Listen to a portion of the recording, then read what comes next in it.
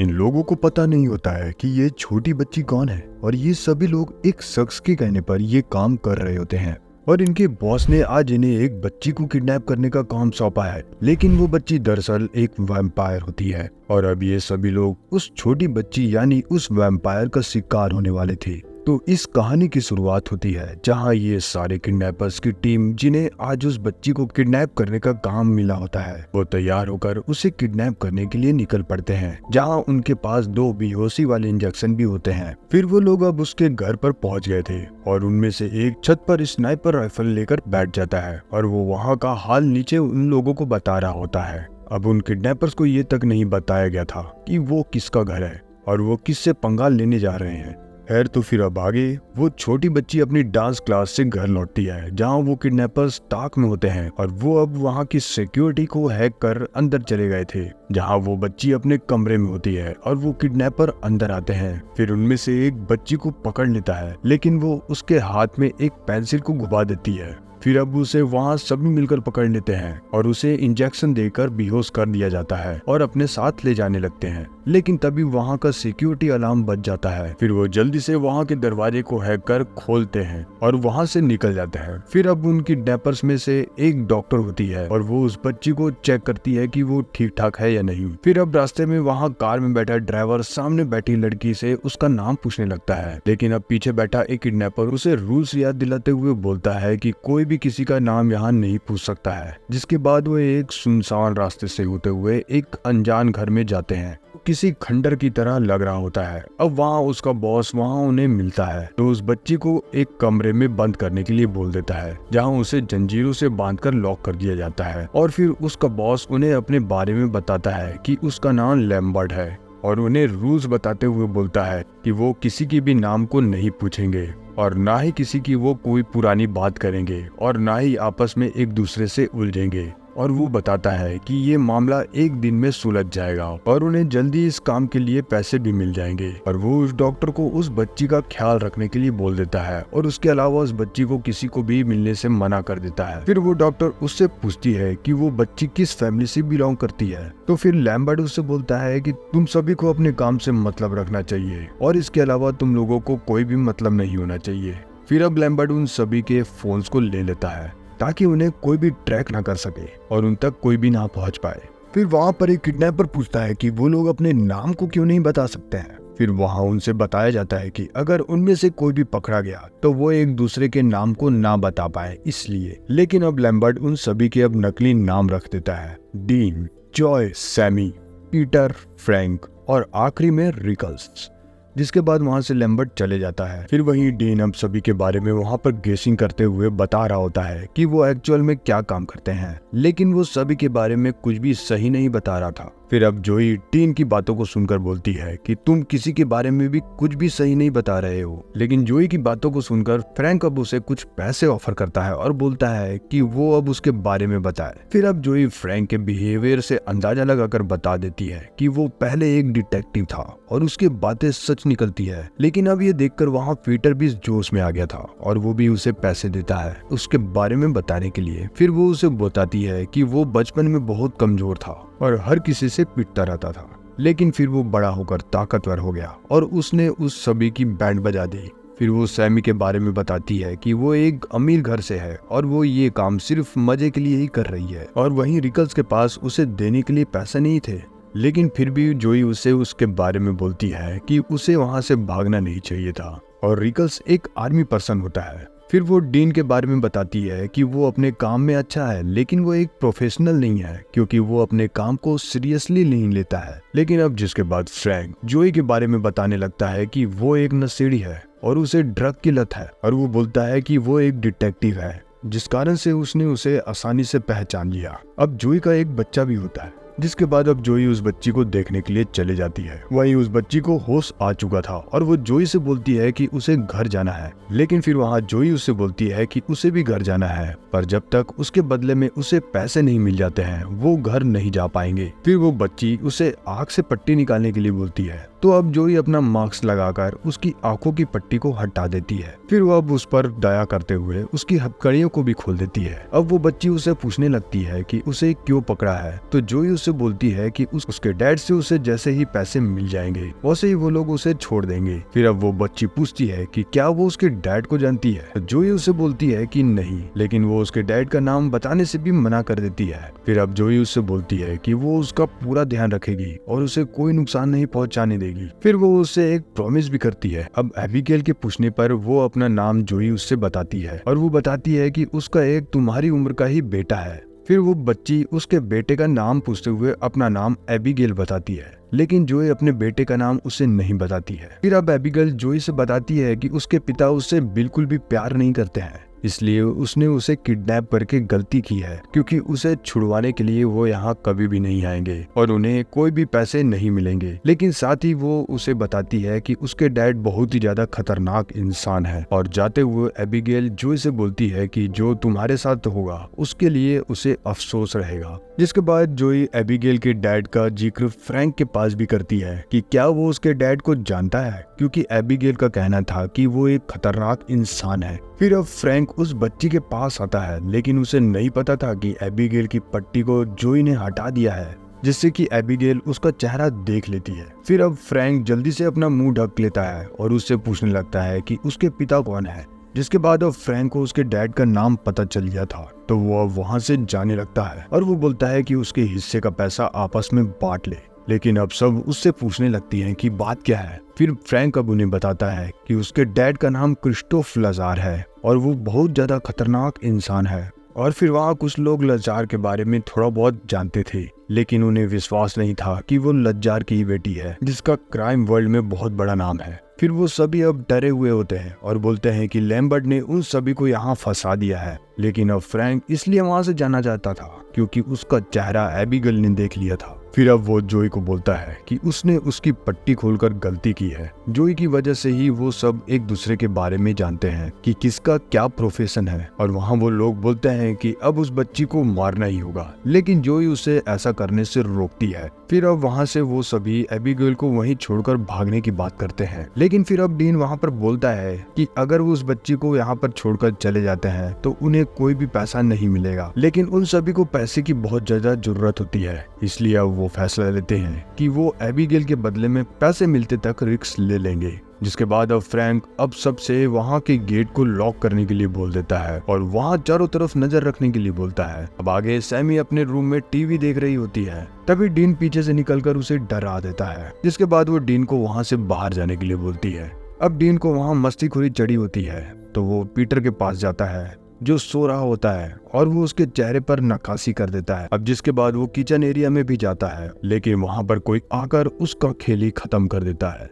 फिर अब चीखे सुनकर वहाँ सैमी आ गई थी और वहाँ चेयर पर डीन बैठा हुआ था, लेकिन वो जैसे ही उसके पास जाती है उसकी गर्दन कटकर नीचे गिर जाती है। फिर वहाँ सभी लोग आ जाते हैं। फिर उसका ऐसा हाल देखकर वो बात कर रहे होते हैं कि ये किसी इंसान का काम नहीं हो सकता है। फिर अब जोई लजार के बारे में बात कर रही होती है कि वो कितना खतरनाक है और वही ये किलिंग करवा रहा है। फिर अब पीटर और रिकल्स बताते हैं कि एक बार उसके 3 आदमी पकड़े गए थे और वहाँ भी कुछ ऐसे ही लोगों की मौत हुई थी। फिर वो सभी एबिगेल को देखने जाते हैं। फिर अब वो सभी बात करने लगते हैं कि हो सकता है कि लजार का कोई खास बंदा हो, वोल्डस उनमें से ही कोई हो। फिर अब फ्रैंक एबिगेल को चेक करता है तो अब भी वो वहीं थी, लेकिन अब रिकल्स वहाँ रुकना नहीं चाहता था और बाहर जाने लगता है, लेकिन बाहर का दरवाजा लैम्बर्ट ने लॉक कर दिया था। अब पीटर उसे खोलने जाता है, पर अब उसे खोलने के चक्कर में वहाँ के सारे सिक्योरिटी दरवाजे एक्टिवेट हो जाते हैं, जिसके बाद उनका वहाँ से जाना अब इम्पॉसिबल हो गया था। अब एबिगेल जोई को बताती है कि फ्रैंक उसे मार देगा क्योंकि उसका चेहरा उसने देख लिया है, और वो फ्रैंक के बारे में बताती है कि वो उसके पिता के लिए काम करता है और उसका नाम वोल्डस है। फिर अब वो रिकल्स से बात करती है कि फ्रैंक ही वोल्डस है, और जिसके बाद वो दोनों ने अपनी टीम बना ली थी। लेकिन फिर वहाँ अचानक कोई रिकल्स को भी डीन की ही तरह मारकर चला जाता है। जिसके बाद जोई फ्रैंक को ढूंढते हुए नीचे जाती है और वो सभी को बताती है कि वो ही वोल्डस है, लजार का बंदा, और वो सबको मार रहा है। लेकिन फ्रैंक उसे समझाता है कि वो वोल्डस नहीं है और वो बच्ची बहुत ज्यादा चालाक है और वो हमें आपस में ही लड़वा रही है। फिर वो पीटर से एबिगेल को मारने के लिए भेजता है, लेकिन जोई उसे ऐसा करने से रोक लेती है। लेकिन अब एबिगेल अपना हैंडकफ से अपने ही हाथों को नुकसान पहुंचाकर खुद ही निकाल लेती है और फिर वो अपना असली रूप उन्हें दिखाती है, एक वैम्पायर वाला। और फिर वो पीटर पर हमला कर देती है, लेकिन फ्रैंक उसे गोली मार देता है, लेकिन उस गोली का उस पर कोई भी असर नहीं होता है और एबिगेल फिर से उड़ जाती है। अब वो उसे रूम में लॉक कर वहां से निकल जाते हैं। फिर अब उन्हें पता चल गया था कि वो एक वैम्पायर है और उसे मारना इतना आसान नहीं होगा, इसलिए अब वो उसे मारने के तरीके के बारे में बात करने लगते हैं। फिर फ्रैंक सैमी से लहसुन लेकर आने के लिए बोलता है, लेकिन वो सिली गर्ल उसकी जगह प्याज को ले आती है क्योंकि उसे पता नहीं था कि लहसुन कैसे दिखता है। और वहीं फ्रैंक पीटर से लकड़ी को शार्प कर उसे हथियार बनाने के लिए बोलता है और सभी अब तैयार होकर एबिगेल को मारने के लिए जाते हैं, लेकिन जोई इस सब में नहीं पड़ना चाहती थी, इसलिए वो वहीं रुकती है। फिर वो सभी एबिगेल को मारने ऊपर जाते हैं और वो देखते हैं कि एबिगेल टीन की बॉडी के साथ डांस कर रही होती है। फिर वो सभी मिलकर उस पर अटैक कर देते हैं और फिर एबिगेल सैमी के हाथ से लहसुन को लेती है और उसे सूंघ कर फेंक देती है क्योंकि उस पर उसका कोई भी असर नहीं होता है। और वो पीटर के क्रॉस लॉकेट को निकालकर उससे उसे मारने लगती है और फिर पीछे से फ्रैंक उसे शार्प की हुई लकड़ी से मारने आता है, लेकिन एबिगेल उसे छीनकर फ्रैंक की टांगों पर घुमा देती है। फिर अब उन सभी की बैंड बच चुकी थी, लेकिन अब एबिगेल उन्हें वहां से जाने का मौका देती है और ऐसा लग रहा होता है कि एबिगेल उनसे जैसे खेल रही हो। अब नीचे जोई फ्रैंक का इलाज करती है और वहां बताती है कि एबिगेल को बेहोशी का इंजेक्शन देकर उसे रोका जा सकता है क्योंकि उनके पास अभी भी एक और इंजेक्शन बचा हुआ था। फिर अब वो सभी अलग अलग जाकर एबिगेल को ढूंढने लग जाते हैं और सैमी उसे ढूंढते हुए एक जगह पर जाकर गिर जाती है, जहां वो देखती है कि वहां पर बहुत सी लाशें होती हैं। वहीं पीटर के अंगूठे में एक लकड़ी का टुकड़ा घुस गया था, लेकिन वहां पर उससे बड़ी मुसीबत उसके सामने आ खड़ी होती है और फिर एबिगेल अब उस पर हमला कर देती है। फिर वो उससे बचकर भागता है और सीढ़ियों से जाकर नीचे गिर जाता है। फिर वो फ्रैंक को मारने आगे बढ़ती है। फिर उसे बचाने के लिए सैमी उसे आकर पकड़ लेती है, लेकिन एबिगेल सैमी को काट लेती है। फिर अब पीटर आकर एबिगेल को अपनी पूरी ताकत से पकड़ लेता है और जोई आकर एबिगेल को इंजेक्शन लगा देती है, जिससे एबिगेल बेहोश हो जाती है, जिसके बाद एबिगेल को पिंजरे में लॉक कर दिया जाता है। फिर अब फ्रैंक उसे बोलता है कि उन्हें नहीं पता था कि वो एक वैम्पायर से पंगा ले रहे हैं और वो एबिगेल से माफी मांग रहा होता है और बोलता है कि वो उन सभी को यहाँ से बाहर जाने दे। लेकिन अब एबिगेल उन्हें बताती है कि वही उन सभी को यहाँ लाई है और उनका बॉस लैम्बर्ट उसके लिए ही काम करता है। और अब एबिगेल दरअसल उन सभी के बारे में जानती थी और वो सबसे पहले सैमी को उसके असली नाम जेसिका से बुलाती है और वो बताती है कि वो एक बैंक फ्रॉडर है और उसने अपनी फैमिली अकाउंट से भी पैसे चोरी किए होते हैं, जिसके साथ एबिगेल की कंपनी का भी पैसा शामिल होता है। फिर वो पीटर को टेरेंस नाम से बुलाती है, जो एक छोटा मोटा गुंडा होता है और लोगों को मारकर उसके पैसे चुरा लिया करता था और उसने उसकी कंपनी से भी कुछ पैसे चुराए होते हैं। फिर वो फ्रैंक को एडम नाम पुकारती है और वो उससे बोलती है कि उसने उसके 3 लोगों को गिरफ्तार किया था काफी ज्यादा मशक्कत करने के बाद। लेकिन फिर एबिगेल उसे बताती है कि उसी के कारण उसे अपने ही आदमियों के टुकड़े करने पड़े थे, जिसके बाद फ्रैंक वहां से भाग गया और कहीं अपनी फैमिली से दूर चला गया। फिर वो जोई को देखते हुए बोलती है कि उसका नाम एना है और वो फॉर्मर आर्मी डॉक्टर थी, जिसे एक पेशेंट को गलत ड्रग देने के लिए वहां से निकाल दिया गया था। फिर वो बताती है कि वो अपने बेटे को संभाल नहीं सकी, इसलिए उसने उसके फादर के पास उसे छोड़ दिया। और वो ये भी बताती है कि उसने एक बंदे को नशे की हालत में उसका गलत ऑपरेशन कर दिया था, जिस कारण से वो मारा गया। और एबिगेल बताती है कि वो उनकी कंपनी का ही बिजनेस पार्टनर था और अब एबिगेल की बातों से उन सब को पता चल चुका था, वो सभी उसकी कंपनियों से जुड़े हुए हैं। अब एबिगेल बताती है कि उसने उन सभी को इसलिए नहीं मारा क्योंकि वो अपने शिकार के साथ खेलना पसंद करती है और वो मजे के लिए यहाँ सदियों से ऐसा ही अपना शिकार करते आ रही है।